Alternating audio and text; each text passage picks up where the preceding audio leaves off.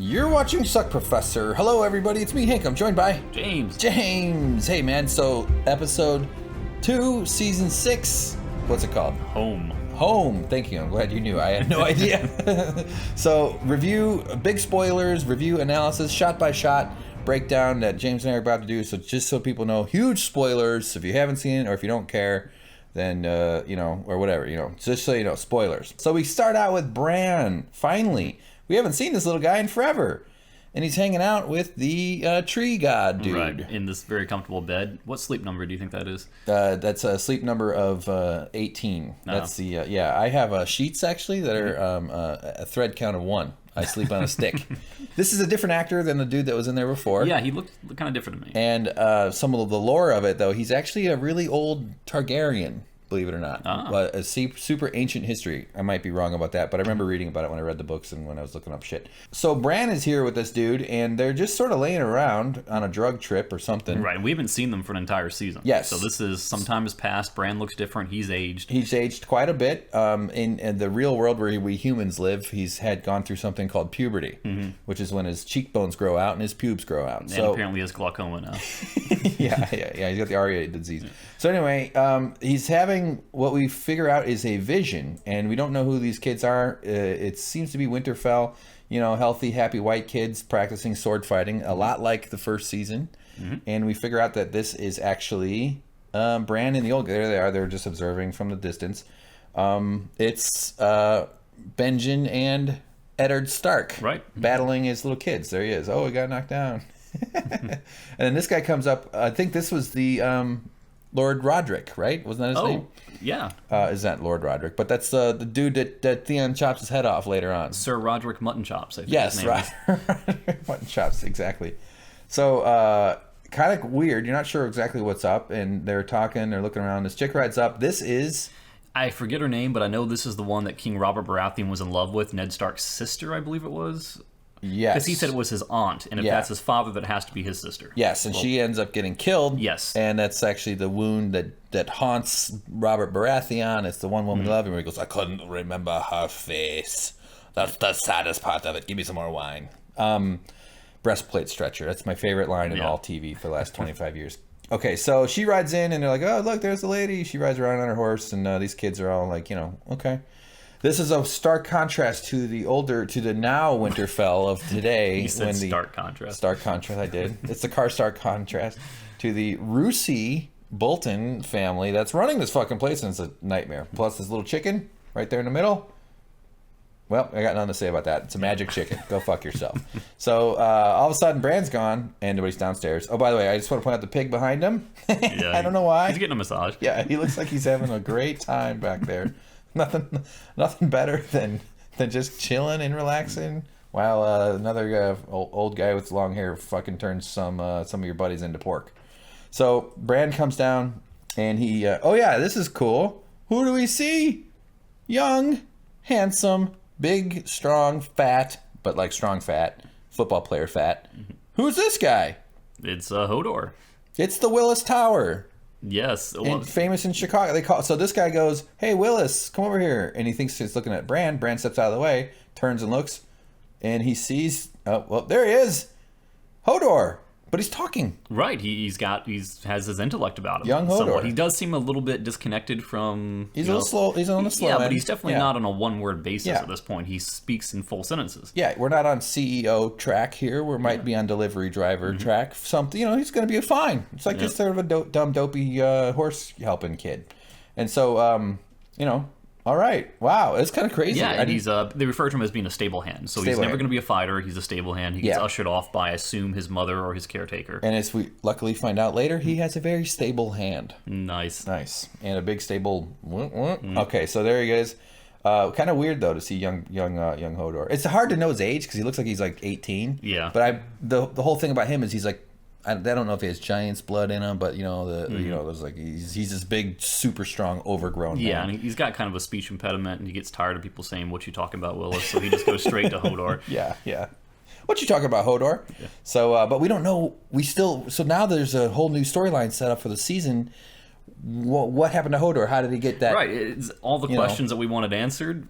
this wasn't one of them, and now it is. It's a new question. Yeah. I'm assuming it's Pee Wee football. Took a few couple knocks on the head. Yeah. Maybe drank some, got into the cabinet underneath the sink and swallowed some chemicals. Lead paint in his bedroom. Yeah. He lived in Flint, Michigan for a while. So Bran, looking like an older man though. Boy, what a difference puberty does to somebody, huh? And so they're like, all right, fine. And then they wake up back here, and his eyes turn clear again. He's like, oh shit.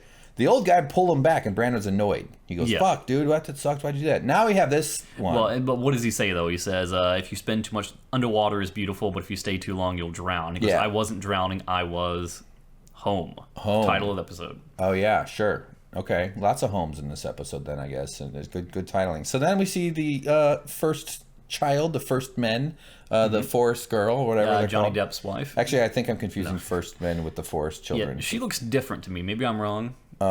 By the good joke, Johnny Depp's wife. I like that. No. What's that crazy-haired lady? Whatever her name is. Helena Bonham Carter. Or Helena Bonham. Helena Bonham, Johnny Depp's wife. Yes. So then this guy's like, she said some stuff. That they asked, what did they ask Hodor in the shot? He basically says, your I name is saw Willis, you. I saw you. Yeah. He goes, what happened? He goes, Hodor. He goes, well, where's everybody? He goes, Hodor. He goes, what's going on in your brain there? He goes, Hodor. Yeah, so it could either be a physical injury, it could be an emotional block, or it could be magic, because this is a Game of Thrones. Maybe you got cursed. This is L.A. I know a therapist. So then we come outside. Oh, yeah, he goes, where's fucking Jojen Reed's sister? And they go, all right, she's out here. And so Hodor picks him up. By the way, this actor, this guy, I've seen him do interviews, Hodor. Nice dude, just a big old fun actor. And he's buddies with the Bran kid, but now his job is to carry around a grown man. Yeah. Whereas a couple seasons ago, his job was to carry around a skinny kid. Yeah, he was probably like, how about, let's not skip a season, let's just get it done. And he's not like a young dude. He's a big, tall, fat guy with gray hair. I mean, come on, it's not like he's good on his back. All right, enough of that. We can worry about his... So they walk in on her taking a dump. Yeah. And it's very awkward. She's shitting in a Chinese toilet in one of those ground holes. But totally serene about it too. No strain at all. That's how you know she's having a good diet. So then Bran's like, what are you doing out here? It's not safe for you. She goes, fuck it. I don't know. Glaciers. What did she say? I don't remember. She's upset about her brother though. Dude's dead. Yeah. Oh, and she's also feeling, this is a little bit of that, like, what do you do what does the dog do when he catches the car? It's like they got to their destination. Yeah, and she's saying that some time has passed, but nothing's happened. He has his visions, but they're not progressing further. Yeah. What am I doing here? What's my role? Why am I important? Yeah. Like they reached their goal, and now what? Yeah. And her brother's dead, so she's having a pretty down time here. And then there's this forest lady. Child. Excuse me, child. I'm looking at a woman here, right? Right. Do you see? Wearing lots of makeup. Not what I remember from the prior season. This looks like not someone, last season, but the season before. Yeah. She shows up at the when they're being attacked by those skeleton demons coming out of the ground, and that's also when her brother gets killed, and throws a bunch of bombs, and helps him out, and then she's like, get into the forest, and run into the fucking tree roots and shit.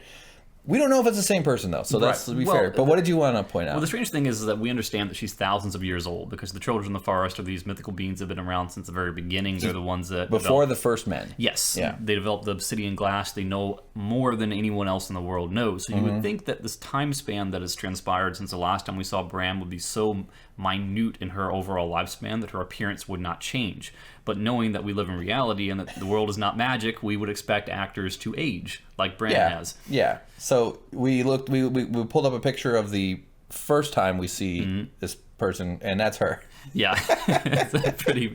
If it's the same person, that's... If it's supposed to be the same character. And I know there's so few children in the world, you can never recast. So yes, that's true. That's true. You just can't find him anymore. She shows up, and this is the one that threw the bombs in season 4, and then it turns into her. Yeah. But we don't know if it's the same. We kind of assume it is, because it's sort of continuity there. We haven't seen anyone else living in that tree. That's true. But, it's fine, too, by the way. She's got these freaky eyes. I've always wanted to date a girl who's like an actress, and she comes home, and I'm like, no, don't shower. Leave on the makeup. Let's have some monster sex. Wink, wink.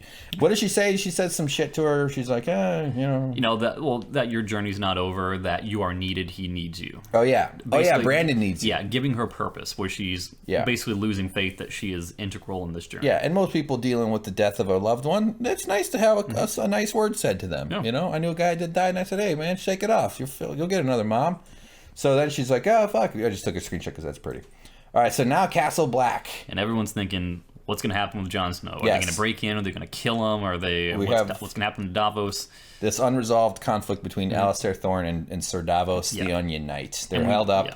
And we know that they had to give an answer by nightfall. And now, obviously, it's nightfall. They've got their bows and arrows and crossbows pointed at the door, so we know stuff is about to go down. And if I were the captain, I'd be like, hey, okay, guys, bows and arrows, just be ready. Don't pull them back and hold it like that. Yeah. That doesn't make sense to me, to have a bunch of dudes standing there with them knocked and ready. So they're banging on the door. Jon Snow's dead. That's so sad. Oh, man, he's so handsome. We lose a handsome man. It's sad, James. Davos is like, oh, I'm not a fighter. Here's Ollie. He's a fucking, kind of got that intense thing going on. I bet we'll be seeing this guy in some action films in the next several years. I'd cast him just to kill him. Yeah, I know. You kind of hate him, but also he's a victim of the wildlings. He was just a family farm boy. So Davos is like, I'm not a fighter, but look, I apologize for the fighting I'm about to do. And I was worried he was going to die in this scene, because if you look back to last week, whenever there's a good man, like the guy in Dorne, George R. R. Martin loves to kill good men. Yes, he does. Yeah. Yes, he does. I hope the one good man that never dies is George R. R. Martin and me. You, James, you could die. I died a long time ago. Yes. No wonder you're so pale. So Ghost, speaking of pale, Ghost is like, fucking shit, we're getting ready to fight. I'm angry. These guys are all gearing up. They're kind of like, well, we don't have any options here. So Davos pulls out his sword. He's like, all right, we're going to fight. Yeah, they make a large sound pulling the swords out. They weren't very subtle about it. Yeah, they go, swing. And so this dude, he's like, all right, come on in here, SWAT team. And so he starts banging on the door. We're starting getting cracks. They're like, uh-oh, it's about to go down. Things are going. And then the music's swelling. Yeah, music is getting excited. And then all of a sudden, something happens. We hear a noise. There's a distraction. The crossbow and the arrow guy are like, uh-oh. It's the Mormons. Yeah, 2 Mormons. Hello. Can we talk to you about the Latter-day Saints? Are you busy? Do you masturbate? Do you drink coffee? Okay, so no, worse than Mormons. Giants. Actually, wait, better than that's better. I'd prefer that. This is Wugwam. 1-1, yes. 1-1. Wugwam. What one? Yeah, I think it's WN is like 111. 1-1. It's some sports reference that I don't get. So cool. I love the Giants. They do such a good job with the Giants in this show. It's so hard. It's so sometimes the dogs in the show, the direwolves, you can tell it's the CGI-ish thingy where it's like kind of, you can see your brain just naturally sees that it's not really there, but they really nail the Giants in this whole thing. I'm so thrilled with the way they do the Giants. Yeah, and when you see the Giants, you know that they're coming to oppose the current inhabitants of Castle Black, because Jon Snow was their savior. He went back to Hardhome. He brought them back, saved them from the White Walkers. Yeah. So they have an affinity for him. Yes. So knowing that he's been strucken down, they're not happy about it. And they were kept out of the castle here, but they busted in. I was a little confused about where they came from, like what the sort of time frame of where they were when Jon Snow was killed, because he came back, and then I assume they were just sort of like held out of this main keep, and they sort of fought their way through to get to the sort of center of the thing. Right. That's what's going on right now, because he comes charging in. Look at that guy, I love him. And then this guy comes running in. Rah, we got a big red beard. And you can see right behind him is the crow that allowed him back in, who went to get their aid. Yes. Is this Dolorous Ed? I don't remember. Yeah, there's so many names. Look at that. Look at the guy right behind the main guy. This eye here? The wild eye. And this guy escaped from a human evolution exhibit. So, okay, so they're really into it. Now, this was kooky. They were so threatening and aggressive, and all the bow guys didn't do shit. They just turned and pointed. They didn't fire. Right. I guess think they kind of knew that there was no way they were going to win this fight. I suppose, but you still shoot your gun. But they're already in the walls. They're unprepared. They don't have their armor on, really. I know, but you can kill a lot. Well, one guy tried. Yeah. Oh, yeah. So there was a little bit of a skirmish there. Yeah, there was a little fight. One guy shoots, and you see what happens to that's him. coming up here. Yeah. Yes. So Alastair goes, oh, get your weapon out. And then they have sort of this weird little standoff. There's a shot from above the giant. It's all going nuts. We don't really know what's happening. A dude shoots him. I think he's already been, right in the back, up on the top of his shoulder, kind of. Oh shit! You didn't go down. Yeah. Fuck. And then I missed. I didn't get a lot of that. He basically ragdolls him against the wall. He Hulk smashes him like in the Avengers, which is a good incentive not to be the second man to shoot. Yes. As the saying goes, the second mouse doesn't shoot the arrow into the giant. So then he slides them into the he like throws them a big blood streak on the ground, as if like you or I did that to a large raccoon. I probably couldn't lift a large raccoon. I bet you could. If it was dead, you could. If it was fighting back, you'd be a little freaked out and it'd probably panic you. But a dead raccoon, you could definitely beat up against the wall. All right, so yeah, he slides. There's the blood streak. Yeah, I know. It was just a funny little quick moment. Oh shit, he's got a fucking giant. He's gonna eat us all. And so I think they realize, okay, this giant is a fucking tough. But you know what? You shoot all your arrows into his face, and then you stab him in his toes. Done. Chop his huge dick off. Put that on a stick. Now you got a new flag. So they go through, boom, boom. It's sort of an intense moment. This guy comes in. He asserts dominance, takes control of the situation. He's very. This is one of Jon Snow's closest buddies, allies, and so he's like, "You're under arrest, Sir Alastair Thorne, you bitch." He comes out. These guys come out. You know, you can tell because there's snow, and they're like, "All right, oh shit." And he goes, "What if he says something? I don't know. I'm not really that bad. You'll understand me someday." Can I write poetry? Okay, so he says something like, "You're a traitor," and he goes, "The traitors were the men who put their blades into the Lord Commander." Yes, and he also said something like keeping the wildlings out or never falling. He goes, "Until you." Yeah, so basically saying you're the one who was on watch when this happened. Yeah, so So that's an extra dagger into his heart because he's so particular for the history of the Crows. Yeah, great point. Yeah, totally. So I love this guy's face. What a face, huh? Imagine him charging down the field, trying to kill you with his giant knife. So these guys are, there they go. They take him away. He's like, "You stupid bitch." He goes, "We're in charge now. We got the wildling buddies." So Jon Snow is no longer under. Him and his friends are no longer under threat. No, so to speak. They've got their stuff together, but they're still like, "Fuck, he's dead. Shit, this sucks. Damn." And he goes, "Look at all these holes. Wow, they really poked him." And it's sad, and we're all like, "Oh, damn, that sucks. What are we gonna, we don't know what to do." Old dead Jon Snow. Yep, still dead. Still fucking dead. And, okay, cut to this weird scene. This is King's Landing? Yes, this is King's Landing. Right. And these are poor people. You can tell because they're drunk during the day. And this guy's telling a story about his dick and about fucking a chick or something. And, he said a bunch of stuff. It's kind of inappropriate. There's one thing he said in particular that is important. Do it. Tell me. He insults the length of a certain part of Jaime Lannister's anatomy. Oh, yeah, the length of his right arm. Yes, he says he's like 1 inch, half an inch short of an inch or something like that. I didn't quite follow the story that closely. I have a hard time understanding. Well, I think the crux of it was that he was disrespecting the Lannister family. Yeah. Publicly. Yeah. Yes, he was doing so, but also entertaining all of his bros. Someone gave him a beer. Yeah, look, there he is. He's like, "Look at my dick. Look at my Jaime Lannister hand." Ah. Even this chick, she's like, "Oh no." Looking right at the camera. No, she's not looking at the camera. She's looking past. She's looking at this guy. She's looking at the bald-headed man here. All right, so, they're like, "Oh no, you didn't. I'm gonna eat bread." And then they all eat bread. Oh, she's pretty hot for being poor. And then, so this guy's fuck shit. Okay, I'm jumping ahead a little bit. So they're all telling a story. And then he's in his cups, as they say, James, for being shit-faced. I love this archwork. Beautiful. Really pretty hallway. Probably made out of styrofoam. Yeah, probably made out of styrofoam. And, but it's got a classic barrel and some old busted-up buckets. But he's pissing. You think he'd be using the bucket? James, you ever peed in public in a drunken stupor? Have not. I did it once. I just didn't stop walking. I just kept walking and peeing. There he is peeing, and that's what you do. Your head's hurting. You're leaning forward. All of a sudden, a tree has shown up, and he's angry. And he looks at him and he goes, "Whoa!" And we all kind of expected something to go down here. That's the POV, and ow!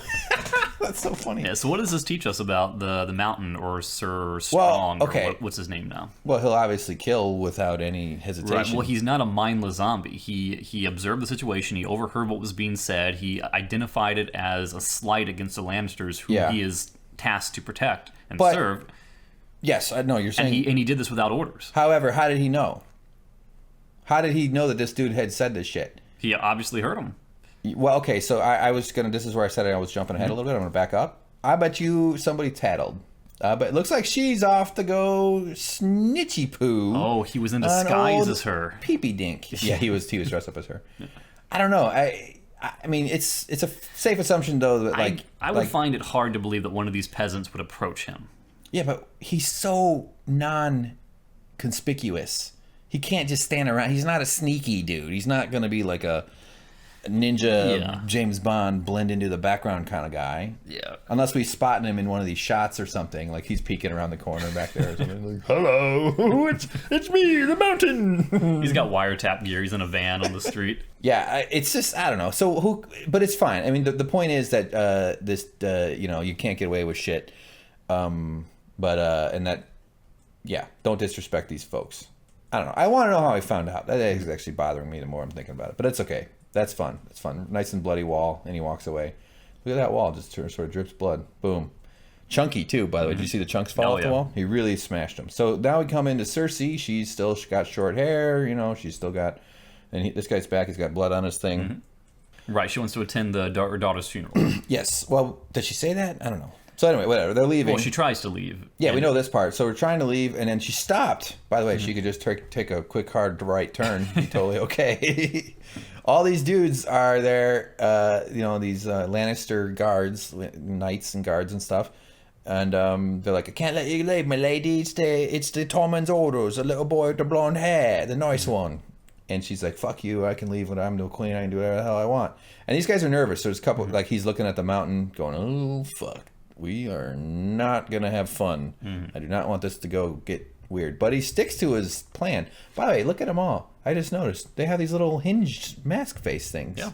Well, that's kind of cool. Why didn't all the other knights do that? They always have like the sort of vertical up and down. This is like having a Ferrari, like when the fancy car. It's face shutters. Face shutters, yeah. Turn into blinders. So they have a little standoff, and she's like, I want to go. He's like, you can't. You're not supposed to.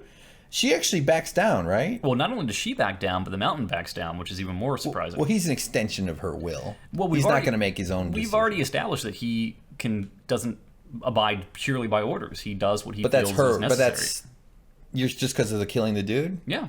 Yeah, but I don't think that's an implication that he's a loose cannon. He's right next to her. He's going to do it. He's not going to go acting unless she makes him do it. I don't even know how they communicate. Mountain kill, or does she just have to think it because it's like she pulls out a flute and plays certain notes? This is her, like Ocarina in Time. Yeah, exactly. This is her ghost, though. He's ghost to her now. Pretty much. She's basically like an extension of her. Anyway, so these dudes just don't want to fight with this mountain guy. And did you notice she's wearing her daughter's necklace? Yeah. That was sent back from Dorne as a threat. It came in that package with the big viper, that opened up in a pretty cool little mail. I like it in mail, even if it's more male. So his eyes are weird. He's got this kind of expressionless face, but we don't really know. I wonder if we're ever going to see him with his helmet off. I assume eventually, so. Yeah. Who do you think's going to kill him? I don't know. Arya? Maybe maybe Oberyn's girlfriend who's all pissed off. Maybe. Yeah. So okay. So now we cut to this. Is this the Septum, right? Yeah, the High Sept, the main. So basically, Tommen did not want Tommen did not want his mother to come here because this is kind of under the jurisdiction of the Sparrow. What are they called? The Sparrows. The Faith Militant. Yes. So he did not want them to capture her again. Right. He was concerned, and so actually, I did enjoy some of this stuff. This dynamic of Tommen sort of feeling really shitty about everything. So obviously this is Marjorie's funeral. Jaime and Tommen are standing around. Those eyes. Those never are. No, it's impossible not to be like entertained by that. I sleep like that, by the way. FYI. And what was her name again? That was Marjorie. No, Myrcella. Okay, because Marjorie's still in prison. Yeah, Marjorie's the hottie. Oh boy, man, she could put those rock eyes on, and I'd be like, leave them. Yeah, go ahead. It's funny because it's not like, the thing is, when you think about old artwork, they didn't have realistic, like there were phases of art development where they were able to do like 3D or like perspective and then realistic, and like a lot of art was stuck in the kind of like simple, almost cartoonish, childish stuff, and this is what these eyes are. Yeah, it's so funny. I don't know why they were like big googly eyes. Yeah, they start shaking around. Springs around, slinkies. And then they bury her, but the slinkies stick out of the ground and just wobble for an eternity. All right, so I got a bunch of those. The crown on his head looks silly. I was going to say that. It's just kind of silly. And what are they talking about? They're talking about... Tommen's pissed, though. Yeah, he's saying that he's weak, and he was afraid of letting his mother come there because they didn't want her to be thrown back in jail, and he was like, as long as I'm here, no one is ever going to put your mother in jail again. Yeah, Jaime's saying that, and yeah, Tommen's like, I'm the king, my hot wife, and my pretty hot mom, this is not cool, man. That's basically what he's saying. And he was saying that why did you prevent your mother from coming here? She had every right to be here. It's funny. It's like, I want Joffrey here now.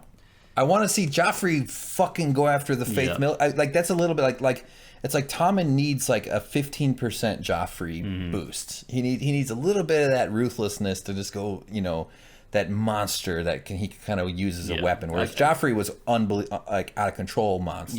Yeah. So it's getting intense. I mean, it's like Jaime is saying like, yeah, don't worry, we'll protect your mom. It's okay. He goes, what? She wants to see you. What's the fuck? So we're kind of having this family dynamic here that's interesting. And really, Jaime is just thinking, will this little boy leave so I can screw my sister on the corpse? Because that's kind of their thing. Yeah. He's like, I already raped my sister once at the funeral of her other son, our other kid. Now the second, it's tradition in our family. So and then he kills Tommen and rapes her the third time. Okay, we should not be making these jokes. So Tommen is like, oh, okay. And then, this son of a bitch. I hate this guy. I hate him. I don't hate all religious people. Oh, this guy's like 1 foot there. I thought the same thing when I was watching. I was like, it must be in there somewhere. It's probably on the right. Probably here, right? Yeah. No, it's this guy pisses me off so much. This gangster. So he walks down. He's all confident, and what's he saying and stuff here, James? Well, Jaime basically says you're pretty bold to show up here, and knowing that he hates him. He's like, you put my sister in prison. You know. Sorry, I can't stop. That's so funny. So he's basically threatening him. Yeah. And Jaime then does this sort of slow walk around the table. I like Jaime, man. I he's kind of a monster too. But that's what the thing about the show is they make you like vile people. So he's giving him the once around. He goes around the table, gets up in his face, and this guy doesn't really back down. And then there's the old goons, the Taliban goons show up. These fucking jerks with their chains and their black robes and their big old beaten sticks. And Jaime's looking around going, oh boy. Yeah, he basically says like, your men aren't close enough to save you. Should I choose to fight you or kill you? And he was like, that doesn't matter. I'm nobody. We're all poor. Yes, Jaime reaches for the knife, kind of like, but he's like, I could easily kill you. Yeah, and he's like, I have no doubt that you would take many of us out, but it doesn't matter because individually we are poor and powerless, but together we can topple an empire. Yes, that's exactly what he says. But he's super confident, the old guy, and then he walks off, and the thugs just kind of. So Jaime kind of backs down. He doesn't, I don't think he was planning on killing him at that moment. So he chose to let it sit for a later time. We'll deal with this. I got a feeling these Faith Militant fuckfaces are going to get their comeuppance. Probably. I don't think the show's going to end with them taking over and running the kingdom. No, I'm pretty sure that now that Jaime's back and now that the king is the last child. Now that the king is wanting to be a stronger person, which we'll get more into now, I think it's going to be all-out war against It'll be interesting, though, because they really set it up, though. Cersei anointed these dudes into the power because she wanted to use it as a weapon against Marjorie because she was being threatened by Marjorie's influence on Tommen and on what's his face, but I guess on Tommen. It's like when you're sick of the rats, you let snakes out to take care of them, and the snakes kill the rats, and the snakes turn on you. Yes, as the Simpsons episode was the gorillas. They then released gorillas to kill the snakes, and then Mr. Burns reassures everybody, "Don't worry, the winter will kill the gorillas." Okay, side note. All right, boom. There it is. So she's looking at the septum. Yes. And saying, well, I wish I could be there. Yeah, that's it in the distance. That's the Vatican, pretty much, basically. So it's got the 7 towers, and it's the mother, the father, the ghost, the stranger, the delivery boy, the Uber driver, and the other, all those the other ones. So there she is. She's having a nice day. She's holding the jewelry, or the Myrcella. It's Myrcella or Myrcella, one or the other. Something like that. She's pretty bitter that she didn't get to go there. Yeah, she's frustrated. Being pushed back, but he's also sad. And you notice one important thing about the scene is that she says to him as he walks in, and goes, "It is good to see you," but she refuses to face him for the longest time. That's right. So that there's a lot of resentment behind it at this point. It keeps her back to him. Yeah. And it's almost like it's too much for her to look at him. I mean, for all her flaws and how evil she is, she loves her kids. She's a mom. She's a mom first off. She lactates and she loves her kids. Right. But then he starts appealing to her for help. She goes, I need your strength, I need your guidance. I need you to be to me what you were trying to be to Joffrey. Because he's lost too. Well, he doesn't say it in those terms, but he says like this is her chance to slide back into a role of power. Yes, in a way, this is what he kind of tells her how much he needs her, and she's like, oh, my plan worked. Mm-hmm. I got rid of that Marjorie bitch, and now I'm the number one broad in my son, the king's life. Yeah, she wants to be the queen forever. Yeah, but she had to pay a huge price. I don't think her plan was to use the Faith Militant to get rid of Marjorie, but I don't think she knew that they were going to also take her and turn it into a whole thing. So now she's got this whole new enemy, which is the Faith Militant, which I'm so excited to see where that storyline goes this year. So anyway, they have their whole thing. It looks like they're about to make out. Nope, they hug. And then we pull back and boom. Now we're in Mereen. I didn't get a shot of the face of the busted. That's the wing of the statue that was famously toppled from the top of the temple. A very cool it was bouncing on the way down, big sliding. Metal wing bending. And I don't know, that's funny. So, okay, now we have a meeting of the folks that are running this town. All right, since Daenerys isn't there. And what was the first thing that Daenerys told him if he was going to come into her inner circle? What? Cut out the drinking. Oh, yeah, she's like, don't drink. Yeah, well, he's not. He's a drunk. Right, which is why they kind of chastise him for picking up the... Yeah, they're giving him shit. But he says, I do two things. I drink and I know stuff, you know? And so I like that he drinks a lot. Fuck it. It's his thing. He's not trying to stop. Think now's the time for him to join AA and deal with his emotions? No, he's got shit to do. He's gonna get drunk. He'll be hungover. It's worked out so far for him. So I love the. You got her head turned. Yeah. I love the. I wish this actress. Damn, she's so amazing. I am absolutely overwhelmed with passion. Passionate. I have a passionate love for her, James. I shouldn't put this on the internet. So then, Grey Worm's there, looking pretty snazzy there though, doesn't he? Looking like his designer wear.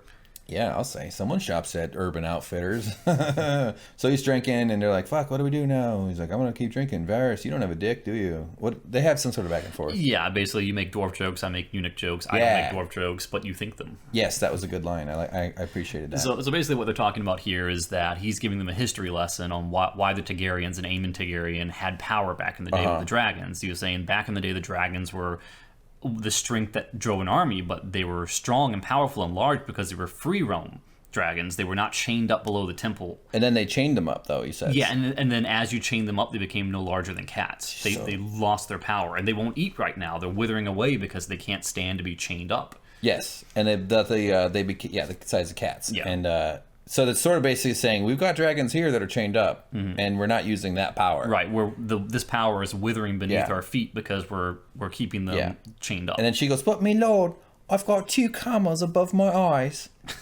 2 large commas." I love those eyebrows. She's so man. Okay, so that's pretty much all the scene is them getting to the point where they're like, "Okay, you're drunk. Let's go fucking talk to these dragons," right?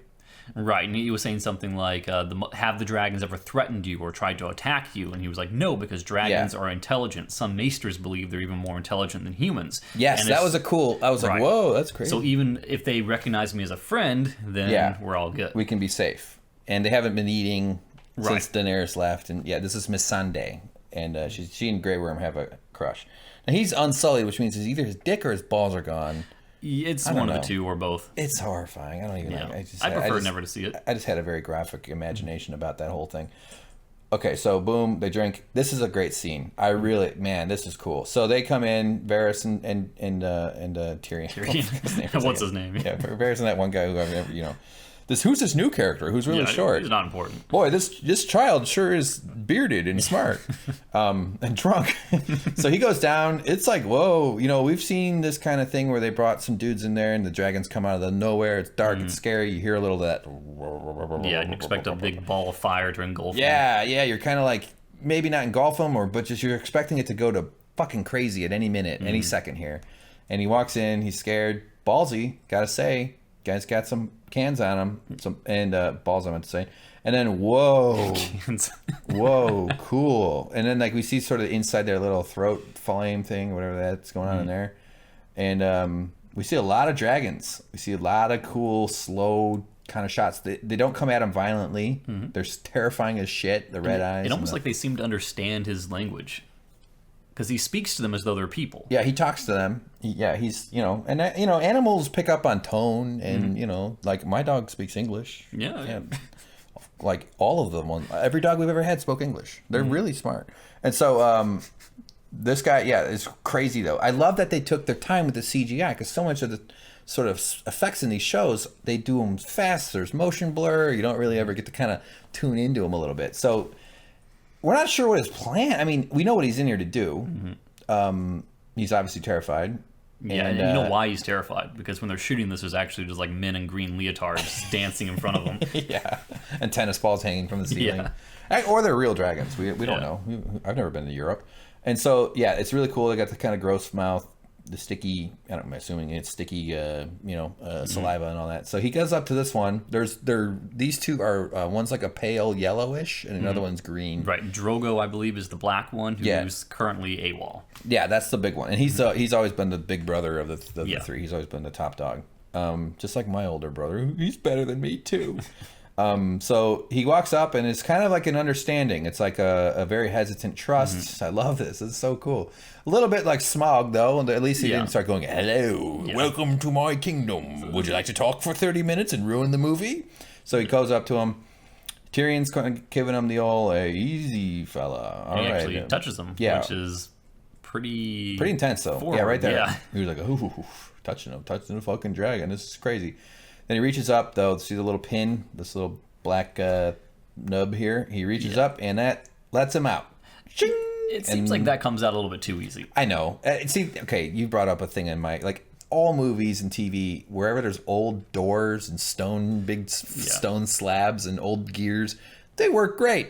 Thousands of years later, the Mayan ruins. Oh, Indiana Jones. All it has to do is have a slight grinding noise. But what are you going to do? Have him go in there? Oh, it's stuck. All right, well, let's move on. He... lets him go, and he just takes it. He doesn't like fly off like a freak. He doesn't go, wah! I kind of thought that might happen too. Then the other one, though, looks over. He's like, oh, hey, you. And he goes, how about having a little... Yeah, he understands that it's his turn. Yeah, he turns and he kind of leans and he sort of is just like, my turn, bitch. We can't do this ourselves. And Tyrion cooperates. The dragons are patient.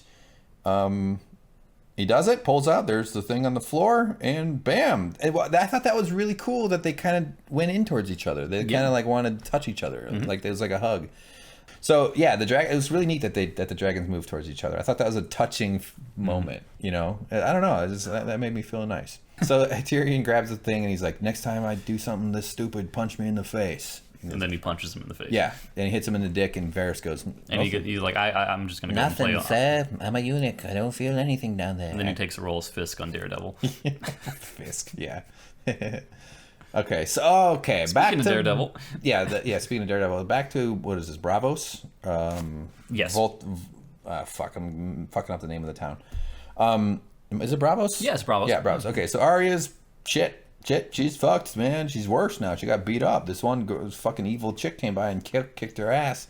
Begging, she's blind. Oh no, she's back. We knew this was going to happen. Arya gets right up, though. She goes right for it and starts to fight and says, fuck you, I'm going to fight you. And then the girl just kicks her ass again. And she starts beating her up, poor Arya. It's so wrong. Oh, man. Yeah, and by the end, something... Oh, that's a good one. Yeah, that's something kind of interesting happens. You see her flailing around with no one in front of her. Yes, in this shot here. So it makes you wonder... Look, there I got a bunch of that one. Yeah. Is this some sort of mystical thing happening in her mind that they're doing to her? Or is she actually a physical presence there? Yeah. And this would, if she's not, that would explain why no one ever steps in to help her. Yes. Also, but she has a stick. Well, she has all these bruises and wounds over her, so something's hitting her. And that girl, though, has this sort of ability to sort of appear and disappear. Yeah. I don't think she's literal, but she sort of just like is really quiet, like slinks off, like that one Seinfeld episode. And so, so we're like, whoa, okay. And Arya's swinging her sword around, and all of a sudden, a man hand grabs it. And it's Gandalf, having returned. Yeah. He goes, you shall pass. You've passed the test. And nope, Jaqen Hagar, our old buddy. Weirdly goofy-looking face. Guy looks like the lead singer in a shitty band. And he goes, he says he gives her three things. He goes, a girl says her name, she will have food. Or she will have a place to sleep. A place to sleep. And she goes, a girl has no name. A girl says her name and she will have a meal. And he goes, a girl has no name. He goes, a girl says her name and she will have, I will give her sight back. And he goes, a girl has no name. And so Arya refuses to take the bite. She doesn't go for it. And they have this back and forth a bit. And then he goes, come on, she goes to grab her bowl. He goes, you're no longer a beggar. Follow me, girl. A girl, the man, or whatever. So they walk off. What'd you think about this? Any thoughts? Anything jumping out in your brain? I kind of expected that was going to happen. Eventually, she wouldn't be resigned to the street their entire life. So I'm kind of glad it's moving forward a little bit. Yeah, I was expecting her to move to San Francisco and start bothering millionaires about their while they're on their lunch break. Okay, boom. We go back to Westeros, the main land. Roose Bolton, by the way, with the funny lisp. I was listening for it and I didn't hear it. He's got a weird lisp. It's very subtle. I love his jacket. Kind of makes me think about European police. So he's having a meeting with his buddy. Here is his son, and this guy is. I thought I heard him say Karstark. Yeah, I heard that he was. But I don't know. He's not a nobody. He's like another representative. I was a little confused about his identity. Yeah, but he's younger fella. He's on he's on like Ramsay's age. He's not like a Roose guy. But they're talking and everything's fine. What are they saying? They're talking about shit. The North. They're talking about going to Castle Black. Right, because he what's his name? Shoot. Jon Snow. No, this guy, Ramsay wants to charge on Castle Black because he knows that's where Sansa's going. That's where Theon Greyjoy is probably going. They had found the bodies of the guys that got killed. Right, and they know that they didn't do that on their own. They have help. And he wants to cut them off at that pass and take him out. But then the father is saying, well, you cannot go and kill the Lord Commander of the Night's Watch because they don't know that Jon Snow is already dead at this point. They said all the kingdoms of the North will be against you if you do that. Yeah, that's bad politics. Yeah, and he says we don't need the support of the kingdoms in the North. Yeah, we just need a couple of these Karstarks and the Umbers. Right, which shows that Ramsay is impulsive. He's not strategic. He's a violence driven man. Yes, and you can tell he's like, "What? You are fucking crazy." Yeah, at the line he loses. Yeah, he says, "If you are perceived as mad dogs by the rest of the world, then they will treat you like mad dogs." Right. And then he took a big swig of Mad Dog 2020. Yeah. And so he's like, "No, it's gonna be fine. We're gonna, So this is sort of like back and forth, whatever.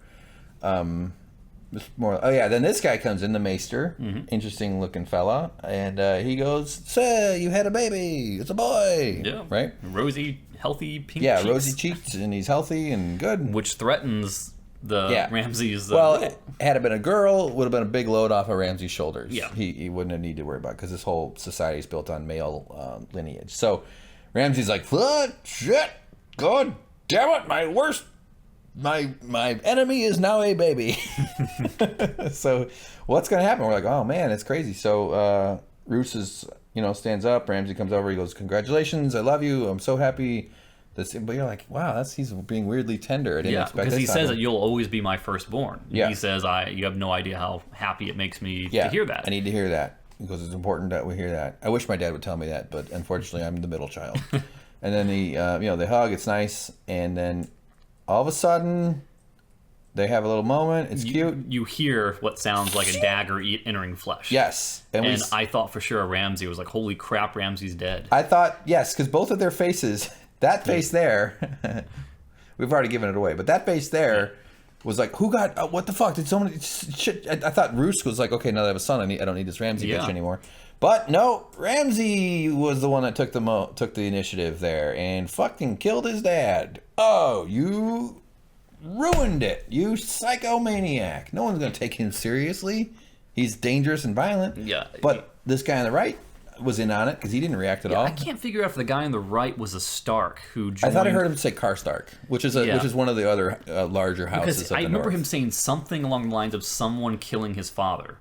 Was this one of Ed Stark? No, Robb Stark killed the Karstark. Okay. Well, he was the crazy... Karstark's... I'm going to get some of these details wrong, so please correct us in the comments, but he was a wild-haired maniac, and he broke in and killed 2 of the Lannister captives. This is like season 3. Okay. And then I think Robb cut his head off for that one. I think there was that scene there. Okay, that makes more sense then. Yeah. Not the same dude that got his finger bitten off by the wolf, by Robb's dog. What's Robb's dog? Summer? No, that's... Okay, I get him. One of the dogs... Okay, whatever. All right, so he kills Roose Bolton. The Maester's like, oh, shit. Fuck. Right, and he says, you will send a raven to tell I forget who he's sending it to, but saying that... All the houses. To say that the Roose Bolton is dead and he was poisoned by his enemies. Yeah, do a group email, say he was poisoned. And forward it to everyone. Yeah, and he goes... And the guy starts to leave it, and he goes, how was he killed? He goes, he was poisoned. As if, like, don't worry, I'm not gonna... And then he says, you will speak to your lord more respectfully. Oh yeah, the other guy goes, yeah, he's your lord now. So now Roose or Ramsay's in charge of this whole place. Yep, he is Lord Bolton, as he says. He's the Lord Bolton. That's what he always wanted. Mm-hmm. So boom, kind of crazy. I did kind of like Roose, even though he was sort of an evil bastard. I did kind of enjoy that character a lot. So that's kind of nuts. We didn't expect that. Yeah, this is the part where he goes, "What? How did he die?" He goes, "Poison." Poison. I took so many screenshots. Poison. So yeah, that was nuts. And so he goes, go get the wife and the baby. He goes, she's tired, she's resting. He goes, I don't give a fuck. So she comes up, she meets him. Hello, look at the baby, it's so cute. Oh. And they actually show a real baby, little white head, gross eyes. Babies are so gross. Babies freak me out. We're all gross after we're babies, but when right after they come out, they're just. But then again, can you blame them? Look where they just were. So he's like, it's cute, yeah, I'm gonna be such a good brother. Come on, let's go let's all go roller skating. So he goes, oh, this is crazy. Yeah, the whole point of this scene is the tension of not knowing what he's gonna do. We know that he's a monster, but we know that he has a human side from last episode. Yeah. Is he going to be the monster, or is he gonna have a turn of heart? Well, we just saw him kill his dad, so I think we're all kind of we're all on page monster but here. The child is no longer a threat because the father isn't around. Sure. Oh, that's a good. Yeah, I see what you're saying. Yeah, and she doesn't know that he's dead. She wouldn't have trusted him. Obviously, that would mess things up. So I was kind of teetering as to what was going to happen here. Well, I kind of thought he would just turn and kill the baby or hand it off to someone who then kills it or throw it in a fire. I was like, oh no, I really don't want to see a baby die. I mean, I'm a kind of a heartless evil maniac, but I don't want to see babies die, even movie babies, TV show babies. And so look at her flayed man thing here. I never even noticed that. That's funny. That's their symbol. They all have fish jumping, lions, stags, wolves, a man being tortured. What are they, the Catholic Church? And so she keeps pushing. No, she's like, oh, give me my baby back. He goes, all right, okay. And gives the baby back. Follow me. Let me take you to your dad, to the dad. To your husband. To your husband. To my dad. And, of course, she goes right into the kennel. Yeah, and she knows that he uses dogs to it was a little bit convenient that they just went straight to the kennel. But, all right, fine. She's sort of dumb and trusting. And, so she picks up on it pretty quickly, though. She's like, oh, no, please, I'll go back to the Riverlands. You'll never see me again. I'll take the baby. Yeah, she starts to panic. Need to do this. He tells the dogs to shut up. They're all very well behaved. And then her last plea is this is your brother. And his line is, well, I don't know. I've always preferred to be the only child. Oh, yeah, then whistles. Part of me was wondering, well, maybe he is going to let her to sleep, but then this is Ramsay motherfucking Bolton. And he is not a man who lets loose ends go by. No, he is not. He is not. So, bam, boom, loose end taken care of. Dogs go at it. Luckily, they only did the reaction shot violence. That's a lot of dog food. Yeah, those dogs are going to be feasting for a while. Although, yeah, okay, I almost said something horrible about eating a baby. Okay, so, all right, so now we cut to the north, the woods. This is Theon. That's a shot. There he is, handsome. He looks like he always looks like a British pop punk band guy from the 60s who's just a hardcore drug rocker. Kind of has that lumpy face, handsome lumpy though, not bad lumpy. So they're camped out. Podrick's working on a fire. Brienne and Sansa are talking to each other. What the hell were they talking about in this shot here? It's cold. Yeah. I think it was something. The mother. She goes, Arya. Yeah, it was something. Arya. She's doing well. She's not dressed like a lady, and she laughs. Oh, no, she wouldn't be. And she was saying things like, it would have been much better had I come with you originally. I'm sorry. And she was saying, we all have to make hard decisions. Yes. And so forth. Yeah. So she's getting some information about her sister, which is probably reassuring. Whatever. And so, it goes on a little while, and then they start talking about Theon? What are they? I don't know. Well, Theon eventually comes over, and then that's where we learn that Theon has no intention of going to the wall with them because he knows that Jon Snow would kill him at first sight after what he's done. And he repents and says he's done terrible things, that he wants to be a better person, but he can't follow her to the wall. So he breaks off to go back home. He does. Again, the title of the episode. Home. Right. Oh, yeah. Back to his home. That's the theme. Yeah. He lists his sins, and he's got a lot. He's done quite a bit. He's paid a big price, but he still probably deserves to have his fucking head cut off. And it kind of flashes back to when Jaime Lannister is confronting the man in the septum. He's saying, here are my sins. Here are the things I've done. What's my punishment? Yeah, he goes, how come you haven't come after me? Yeah. Almost daring him, saying, lay a hand on me, bitch. So there's a lot of parallels going on here. Yeah, there are. That's good pointing that out. And another parallel is Podrick is urinating against a wall. No, I don't know. Apparently, it's a big dick. From when he makes all the whores. They give him okay, that's a whole different side note in one of the seasons. Season 4, I think. So, sorry. Back on point. This is when Sansa's realizing he's leaving, and she kind of didn't want him to leave. Also, let me just say this, James. Magic snow. Mm-hmm. I know it's cold where they are, but it's actually dandruff. Even in they all have horrible dandruff. They've been cursed by a gypsy. Lice. What if all these white parts started moving around? It's a TV show snow. It's movie snow. I was like, melt, just fucking melt. A little bit of snow would melt on her forehead. Driving me crazy. He's got it too. Even if your skin's cold, it's still gonna melt the fucking snow. Okay, so there they go. They hug. What? Sansa, This was right after he gave the lines, I would have taken you to the wall and given my life if need be. Mm-hmm. So, yep. Yeah, so there's sort of a sadness there, which I wouldn't have predicted earlier on. That's the thing about the show, man, is they send all the characters on these crisscrossing emotional paths that you kind of get. That's why it's so, because most time you're like, in a show, what makes a show bad is like, that's not how they would behave. Nobody would do that. That's not okay. But this one, you're like, yeah, I guess Sansa might turn a little bit onto his side for him, feel sorry for him, and even though it's complicated. So anyway, good actress, good actor. They did a good job. Bam! The tower. What do they call it? The tower. This is the Greyjoy. The Greyjoy Pike. Yeah, the Iron Islands. Yes. Towers. So we got the dad, Balon. Yes, Balon Greyjoy. That's right. When the boat gets full, you bail. Yes. Water on to the ocean. Yeah. So the wife, wow, he looks fucking bad screenshot. Look at his eyes. Not the wife, the daughter. Whose name is? Rosalita? Yara, thank you. I like her, actually. She's my kind of lady. I like confident women, James. Did you know that? No. They scare me, and that turns me on so much. And so they're like, what are they talking about? So she's basically criticizing her father at this point. She's overstepping her bounds a bit, saying that why are we taking castles in the north? Why are we waging land battles? We took them originally because a war was going on. They were left undefended. It was easy picking for us. Our strength is at the sea, not on the land. Why are you wasting our resources like this? Yes. And his only answer is because I order it. Yeah. He's an arrogant, power-hungry man who does not strategize the way that she does. Yes. He references the War of the Five Kings, and all 4 kings are dead, and basically saying, look at me, I'm still standing. I get to do what I want, bitch. And also check out the fireplace, the mantle. This is the Kraken. It's not an octopus. That is their symbol, James. They are the Kraken people. Also this lamp, or I shouldn't call it a lamp. They didn't invent electricity. These candle holder. That's Kraken-esque. Maybe that's intentional. I hope so. And the fireplace is crackling. It's and their favorite candy is Crackle. Yeah. And their favorite YouTube channel, or their favorite non-YouTube channel that is like Hulu, is Crackle. Starring Jerry Seinfeld's comedians getting cars with AIDS. So he pushes forward. He's kind of pissed that this and he says, when you become ruler, you can do whatever you want, but I'm still alive. That's basically what he's telling her, right? Yeah. I don't know if it's funny. Oh wait, yeah. So she had okay. So we'll see more of the Kraken later. They have them on their engraved breastplates. They're like leather chest pieces or whatever. Wow, look at that, Dad, huh? How'd you like to have that guy waking you up, telling you it's time for milking? So he walks off. It's weird, and then this scene kind of came out of nowhere.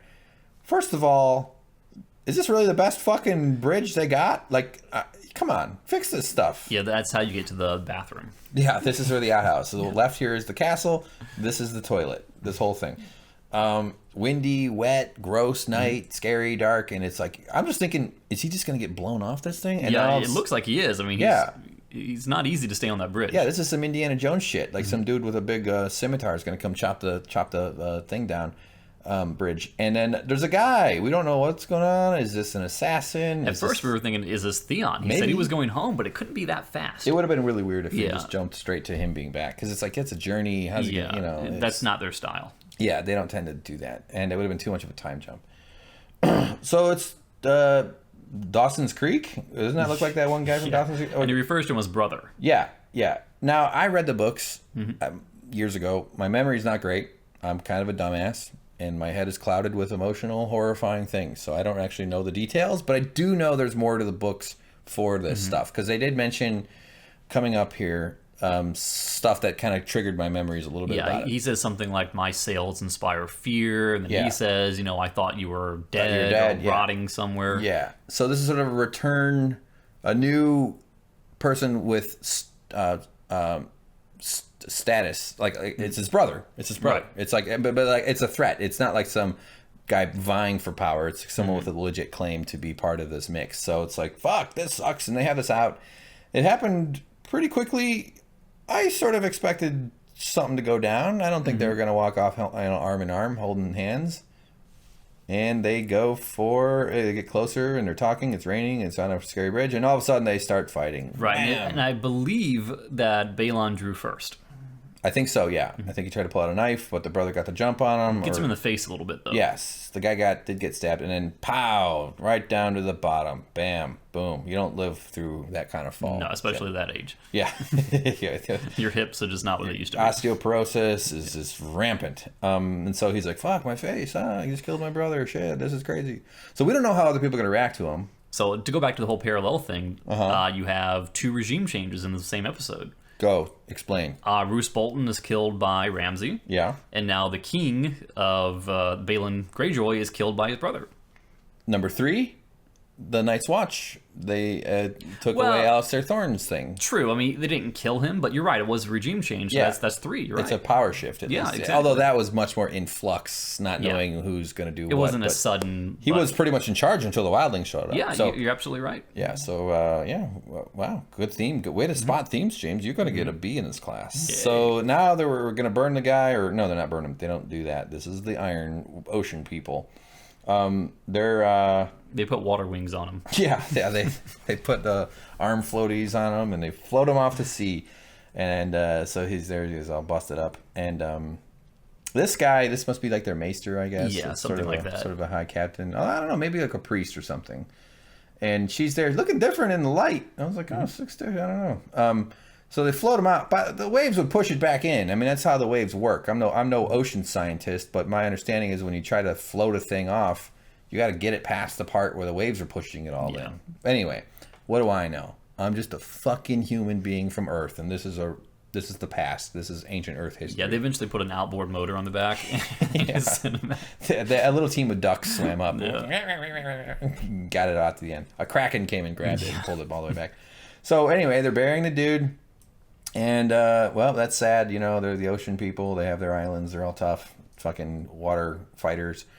And she goes, I vow to kill whoever did this. Right?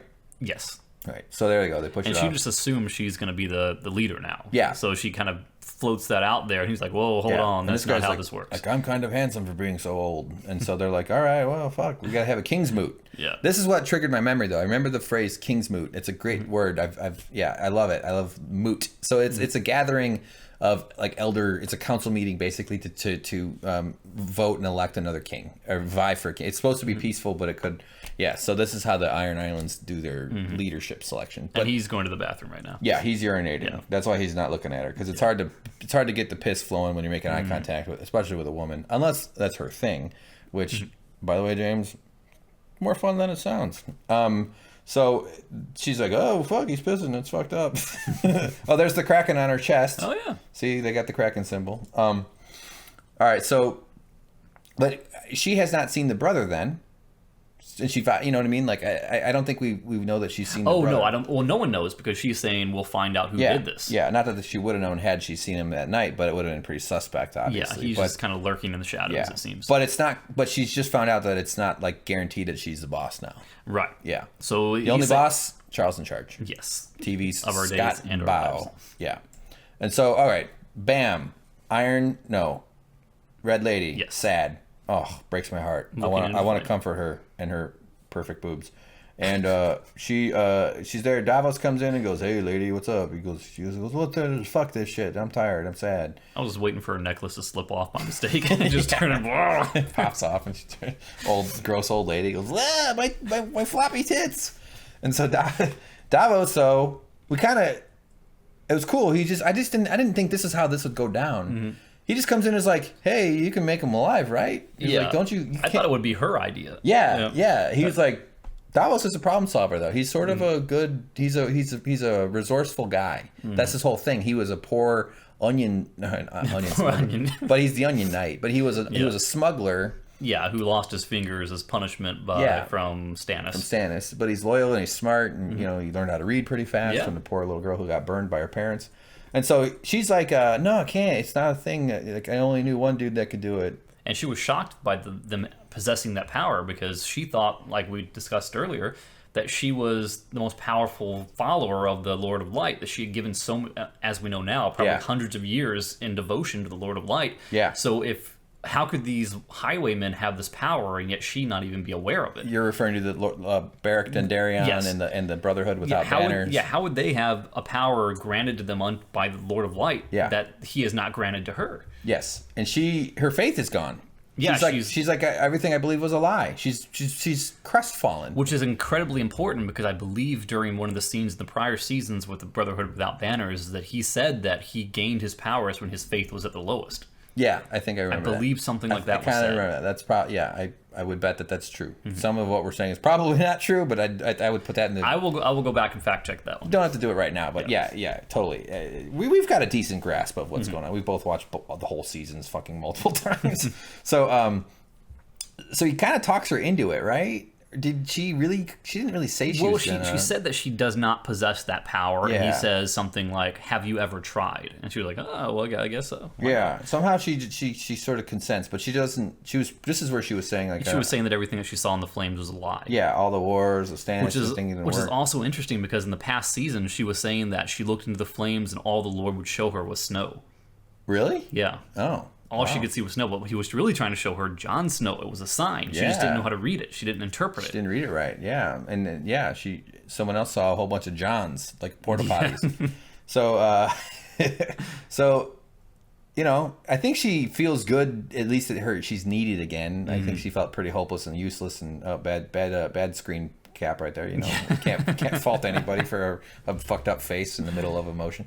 So, boy, I feel bad for her, man. And then all of a sudden, there we are with Jon Snow. He's gross. He's got dried blood all over his chest. And she, by the way, looking great. I don't care if she's 400 years old.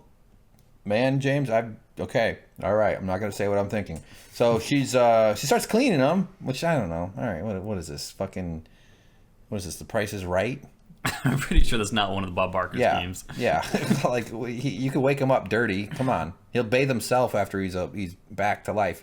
But we're not sure what's going to happen. I don't know how this is going to go down. Yeah, she's chanting her incantations. Yes. And she's not looking like she knows what she's doing. She's stopping. She's second-guessing herself. Yeah. She's not confident. So. Although it's not overly dramatic, just to be clear. Yeah. She's sort of just like putting her hands on him after she finishes. But Davos is looking over to the guy beside him, kind of like nodding their heads, like, this isn't working, this isn't good. Yes, and she's chopping his hair off with these funny scissors and putting the hair in the fire. Yeah, and I didn't think she really needed to give him the perm, but that part was nice. I thought it was strange that she gave him cornrows and beads. Yeah. And then took those out. I was like, wow, that seemed pretty unnecessary. And then he took a cornrow on one side of his beard, which we'll see later. So Snow's dead. She's cutting his hair. Ghost is not concerned. Ghost is all chill. I thought that was kind of interesting. That he's kind of protective. And there he goes. Now she's doing the incantations there. She washes his hair. James, back when I had hair, I used to get haircuts. I loved it when the barber lady would rub my head and you'd see her titties jiggle.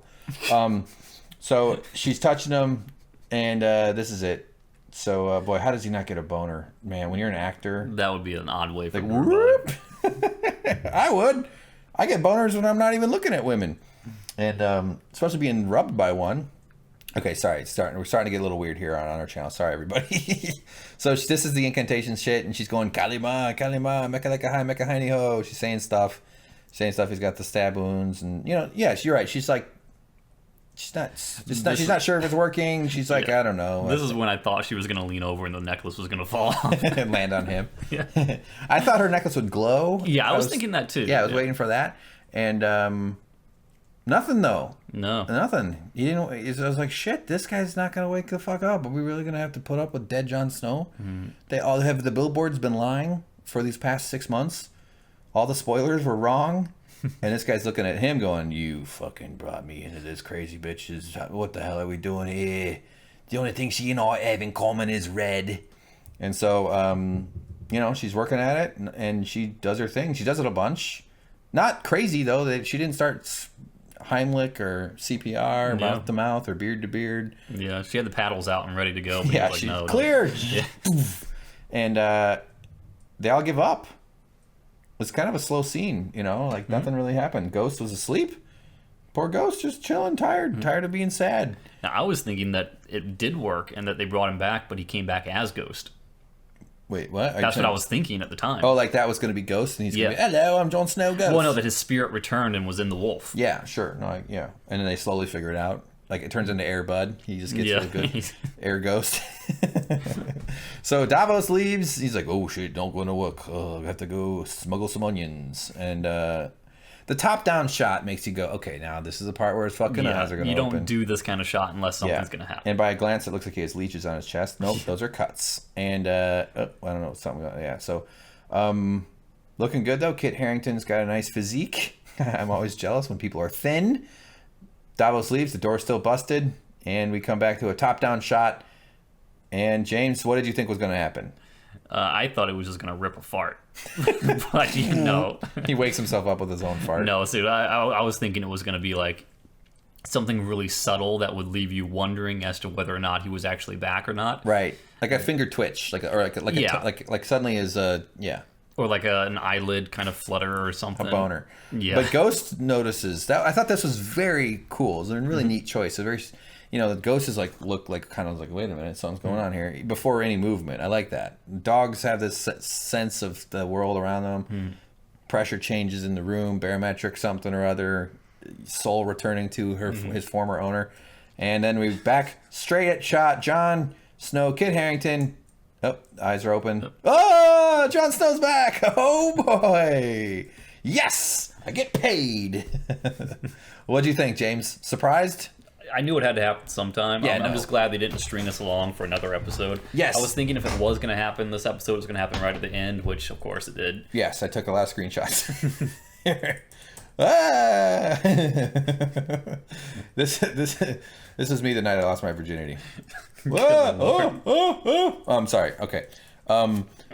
Yes, or what I said while we were watching was like, or they have to, it doesn't work now, but they don't give up and they have to go find the Brothers Without Banners and make the guy that knows how to do it, and those drunk idiots, and eventually they get it done that way. Yeah. So yeah, it was kind of crazy. I mean, we all knew this was coming. Yeah. This is the least shocking thing of the whole season. Yeah. You know what the most impressive part about this is? Go. That we're able to condense an hour into a mere 2 hours. Have we been talking for 2 hours? Feels like it. It does feel like it. I think it would have been about an hour, probably. Yeah, no, we go way too long. This is the worst way to make a video. We're really dumb. Yeah. We should be doing like a 6-minute recap. Mm-hmm. Want to try that? We should just speed up our voices. Oh, man. And we haven't even gotten to the discussion part of our video. Yeah. We've been doing it along the way. So, all right.